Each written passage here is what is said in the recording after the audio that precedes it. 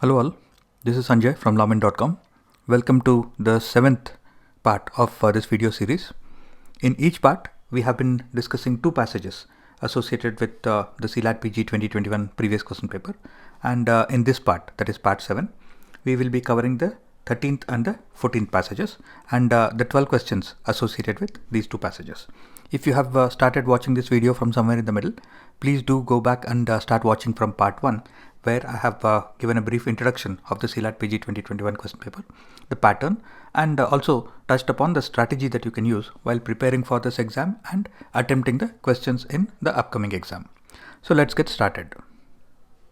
Passage number 13 has been taken from a 2010 case titled Abu Salem Abdul Qayyum Ansari versus the state of Maharashtra. The length of this passage is 259 words, and you can pause the video here to read the passage on the screen, or you can download the question paper from lawmen.com, read the passages at your convenience, and come back for the questions. Question number 73 is asking us which of the following is the underlying basis for extradition.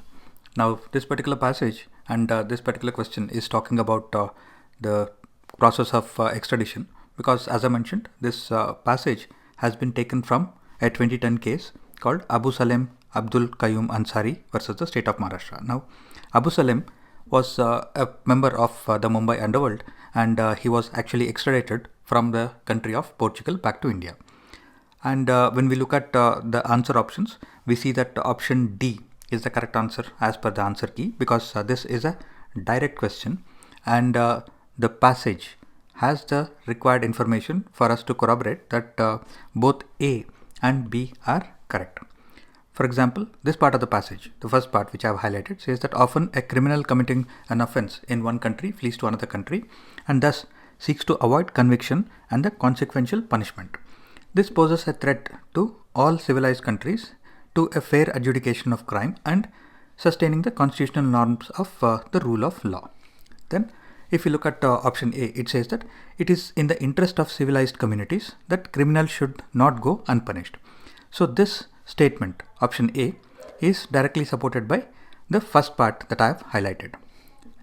Reading the second part of the passage, which says that the surrender by one nation to another of an individual accused or convicted of an offense outside of its own territory and within the territorial jurisdiction of the other, which being competent to try and punish him, demands the surrender. Now, if you look at the second statement, that is option B, it says that it is recognized as a part of the Comity of Nations that one state should ordinarily afford to the other state assistance towards bringing offenders to justice. Therefore, statement B is supported by the second part of the passage that I have highlighted here. Therefore, since both A and B are supported by the information provided within the passage, the answer choice D, which says both A and B, will be the correct answer. If we look at option C, it says that it is unjust to surrender to a foreign country a person accused of having committed a crime. Now, the very fact that this statement is saying that it is unjust to surrender a person, or it is calling the entire process of extradition unjust, makes this an incorrect statement. Therefore, only options A and B are incorrect, and therefore option D is the correct answer for this particular question. Question number 74 is asking us that according to the provisions of the Extradition Act of 1962, where there is no extradition treaty made by India with a foreign state, which of the following statements is correct? Now, this is what I would call a googly question, because I've hardly come across any questions based on the Extradition Act of 1962 in the other question papers as well. Yes, there might be some questions where the concept of extradition is spoken about or discussed. However, no specific questions are based on the act on itself. However, this is again a general awareness question, because if you are aware of the specifics of this particular act, you would see that option A is the correct answer, which is also the correct answer as per the answer key. Question number 75. Because of the negative attitude of dash on the subject of extradition, it is by and large dealt with by bilateral treaties. So we have to identify the option which will fill in this blank. Now, This is a general awareness question because this information is not available within the passage. However, it is a case-based question because this particular statement, that because of the negative attitude of customary international law on the subject of extradition, it is by and large dealt with by bilateral treaties. This particular statement has been taken from the judgment from where the passage has been extracted, that is the Abu Salem versus State of Maharashtra case. However, this particular statement, that is because of the negative attitude of customary international law, this exact paragraph and statement can be traced back to a much older case, that is the Rosalind George versus Union of India case from the year 1993. Therefore, the answer as per the answer key is customary international law. Question number 76. Which of the following rules is generally followed in extradition by the requested state vis-a-vis the nature of criminal justice system in the requesting state? And this happens to be the rule of non-inquiry. This is both a general awareness question as well as a case-based question because this particular piece of information is not included in the passage. However, if we were to read the original case from which this particular passage has been extracted, that is the Abu Salem case, then you'll find that there is a part of the judgment which says that the state is to follow the rule of non-inquiry. Therefore, the answer as per the official key is option B. Question number 77. Whether or not the fugitive who has been extradited would have a standing to complain of the judicial process in the requesting state after the extradition has been done, independent of the position taken by the requested state, is a debatable issue. The given statement relates to the debates in international law concerning which of the options. Now, this is a general awareness question. If you are familiar with the concept of extradition in the context of international law, you'll be able to identify one of the answer choices as the correct choice.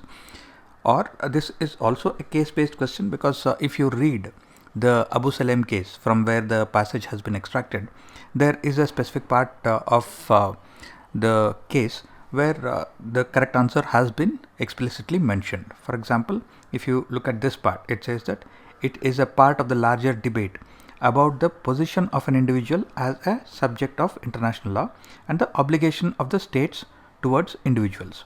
So this is the correct answer which has been given in option A. Therefore, option A is the correct answer for this question. Question number 78. According to the given passage, which of the following is not a similarity between deportation and exclusion? Now, this is both a general awareness question as well as a direct question. Let's look at it from a general awareness perspective. If you look at the meanings and the process of deportation and exclusion, you can see that they are not precursors to extradition. Extradition is a process where one state has asked another state to send across a person who is currently in the other state and is actually required to be in the requesting state for various purposes. So, in extradition, one state or one sovereign state is asking another sovereign state to send across a person.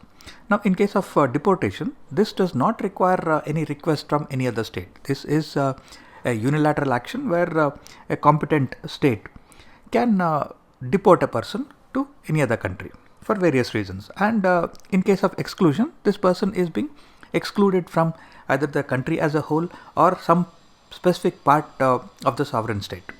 Therefore, deportation and exclusion are not necessarily precursors of extradition. Therefore, from a general awareness perspective, we should be able to identify that option C is the correct answer.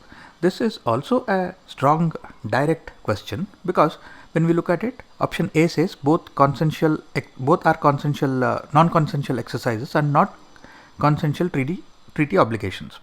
Now, this particular statement is supported by the passage here. It says both deportation and exclusion basically are non-consensual exercise, whereas extradition is based on consensual treaty obligation. Therefore, the option A can be excluded. Next, if we look at option B, now we already know that both deportation and exclusion involve the sending of a person or making a person move out of the territory of that particular sovereign state. Therefore, option B is a correct statement. And when we look at option D, this says both are acts of sovereign states, and that is also supported by the information within the passage, which is talking about competent state authorities, and it is also talking about sovereign state. Therefore, both are acts of sovereign states. Now we are left with only one answer choice, that is option C, which is the correct answer here.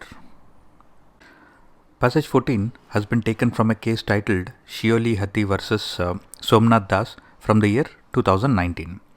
However, if we look at the relevant part of the passage, this can be traced back to a much older case titled Rosie Jacob versus Jacob A. Chakramakkal from the year 1973. You can pause the video here and read the passage before we move on to the questions. In question number 79, we have been asked in which of the following judgments was the constitutionality of Section 6A of the Hindu Minority and Guardianship Act challenged. Now, this is something that I have been emphasizing in some of the previous questions, and I would like to reiterate to all of our online prep pack users. Please ensure that you solve all the non-CLAT mock tests that are included in our online prep pack, because all these are landmark cases which have been mentioned in some of the questions for the non-CLAT exams such as DULLM or IIT KGP LLM, and these are included in the non-CLAT mock test series that is included in your preparation pack. Now coming back to the question, the Lily Thomas case is actually a case where it was decided that legislators given a minimum of 2 years imprisonment cease to be members of that legislative body from the date of sentencing. Therefore, this is a landmark case that you would have heard about or read about somewhere or the other. The Dastani versus Dastani case is a case where it was decided that cruelty can be a ground for divorce. And the Bipin Chandra case was a case where it was decided that desertion without a reasonable cause can be a ground for divorce. Now, the Geeta Hariharan case is the case where the court opined that a natural guardian can be a father or a mother, whoever is capable of and available for taking care of the child. Therefore, the correct answer here is option C, that is the Geeta Hariharan versus the Reserve Bank of India case from the year 1999. And this is a general awareness question because this specific information is not available in the passage. In question number 80, we are asked the natural guardian of a Hindu minor is who among the following? Now, this is both a general awareness question because this is part of the family law syllabus that you would have studied as part in your LLB program. And this is also a direct question because there is a part of the passage that will help us answer this particular question. However, I do have a small disconnect with the official answer key because as per the official answer key, the natural guardian of a Hindu minor is the father. However, if we refer to the judgment of the Supreme Court in the Geeta Hariharan case from the year 1999, which we have already discussed in the previous question, where it says that a natural guardian can be a father or a mother, whoever is capable of and available to take care of the child. And this judgment also says that section 6A itself recognizes that both the father and mother can be treated as the natural guardians, and the expression after therefore should be read and interpreted in a manner so as not to defeat the true intent of the legislature. And we can surmise that the true intent of the legislature is to take care of the child, and it is not bothered whether the natural guardian is the father or the mother. So whoever is capable and available to take care of the child should be the natural guardian, and that is what was decided by the Supreme Court. Therefore, the correct answer here can be argued to be both father and mother. However, as per the answer key, the option D is the correct answer. Probably this is because if we go strictly by what has been mentioned in the passage, then the passage has a part which says that in considering the question of welfare of the minor, due regard has to be given to the right of the father as a natural guardian. Therefore, going by this specific passage and going by this specific part of the passage, we can probably say that father is the natural guardian of the child of a Hindu minor. However, going by the current judicial opinion of the Supreme Court, option B seems to be the best answer. Question 81. which of the following judgments does not relate to the welfare of minor being of paramount consideration? So we are given a choice of 4 cases, and we are told that in 3 of these cases the primary discussion is around the welfare of the minor, and one of the cases is on a different topic, and we are asked to identify that particular case. So the answer here as per the official answer key is option B, that is Revan Siddhappa versus Mallikarjun case from the year 2011.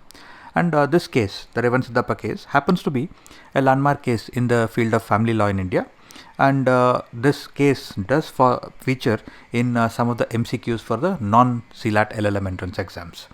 And in this particular case, the main decision was that the child born in a void marriage is as much entitled to all the rights as compared to the children in a valid marriage. And this is a general awareness question because the information required to answer this question is not specifically provided within the passage. In question number 82, we are asked that the natural guardian of an adopted child as per Hindu law is who among the following? Now this is a general awareness question because this information is not provided in the passage, and this is also a basic general knowledge question because India being a patriarchal society as such, as per the traditional Hindu law, the father is always treated as the primary natural guardian, and the mother is mentioned thereafter.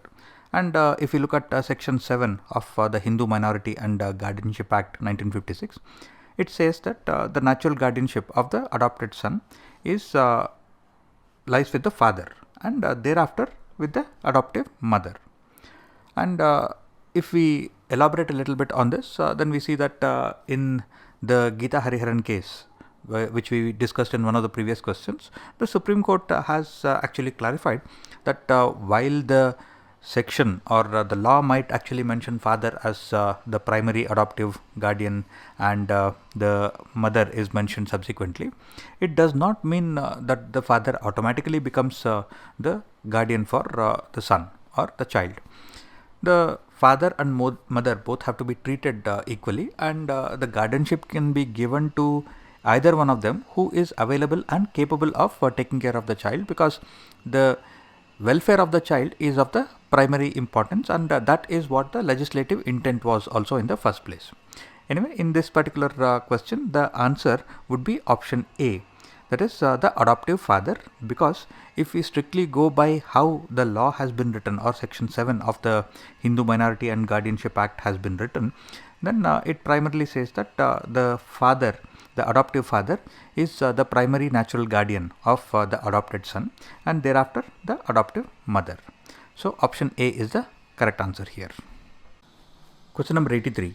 Which of the following is not correct regarding the parens patriae jurisdiction? Now before answering this question, first let's understand what does this phrase parens patriae actually mean. Now parens patriae is a Latin phrase which means parent of the nation. Now this is referring to the power of the state to intervene against an abusive or negligent parent, legal guardian or informal caretaker, and to act as the parent of any child or individual in need of protection. So this particular power is not only applicable in case of minor, but even in case of adults who are in need of protection. Now when we look at all the answer options with this definition in mind, then we see that 3 of them are correct statements and one of them doesn't make sense. For example, option A says it is to secure the welfare of the minor. This is a logical and a correct statement. And option B says welfare of the minor is of paramount consideration. This again is a logical and a correct statement, and this fact has also been reinforced by the Supreme Court in several landmark cases, as we have seen in some of the recent other questions. And option D says the court is called upon in parens patriae to decide on the best interest of the child. So this is also a logical and a correct statement, because if there is a child or even an adult who is in an abusive or a negligent situation and is in need of protection, then the authorities can intervene and call upon the court to decide in terms of what is in the best interest of the person in question. Now if you look at option C, it says that it is not to secure the welfare of the minor. So the inclusion of this word not makes this an incorrect statement. Therefore option C is the answer here. Now we looked at how this question could have been answered from a general awareness perspective, and even if we were to look at it from this being a direct question, if you read through the part of the passage that I've specifically highlighted on the screen, you see that it supports 3 of the answer choices, and one of them is explicitly not supported, or you can easily identify that this is a wrong statement. For example, this option A is talking about it is to secure the welfare of the minor. This is mentioned in the part of the passage. For example, here, welfare of the child. And option B says that welfare of the minor is of paramount consideration. This again is mentioned in the passage that the welfare of the child is of paramount importance. And option D says that the court is called upon in parens patriae to decide on the best interest of the child. So this again is mentioned in this part where it says that there is nothing which can stand in the way of the court exercising its parens patriae jurisdiction. Therefore, we are left with one option, that is C, which is the correct answer here. Question number 84 is asking us which of the following judgments relates to the concept of shared parenting. So the answer here happens to be option A, which is the Yashita Sahu versus State of Rajasthan case from the year 2020. Now in this particular case, the court decided that the parent who is denied custody of the child should have the right to talk to his or her child for at least 5 to 10 minutes every day. This will help in maintaining and improving the bond between the child and the parent who is denied custody, and if that bond is maintained, the child will have no difficulty in moving from one home to another during the vacations or holidays. And the purpose of this is that if we cannot provide one happy home with 2 parents to the child, then the child should at least have the benefit of having 2 happy homes with 1 parent each. Now this judgment was given in the Yashita Sahu versus State of Rajasthan case, which is the correct answer here. Now I have classified this as a general awareness question because this information is not mentioned in the passage. With that, we come to the end of this part, and I will see you again in the next part of this video series. Please do go to lawmen.com and enroll for our free and demo mock tests. And if you like what you see, you can enroll for the CLAT PG online mock test and previous paper series to prepare for the upcoming CLAT PG exam. And we also have preparatory packs for the IELTS PG, IIT KGP LLM, DOLLM, BHU LLM and other popular LLM entrance exams. And you will also find preparatory material, mock tests and previous question papers for UGC NET Law paper 2. So that's it for now, and I will see you again in the next part. Till then, take care and stay safe.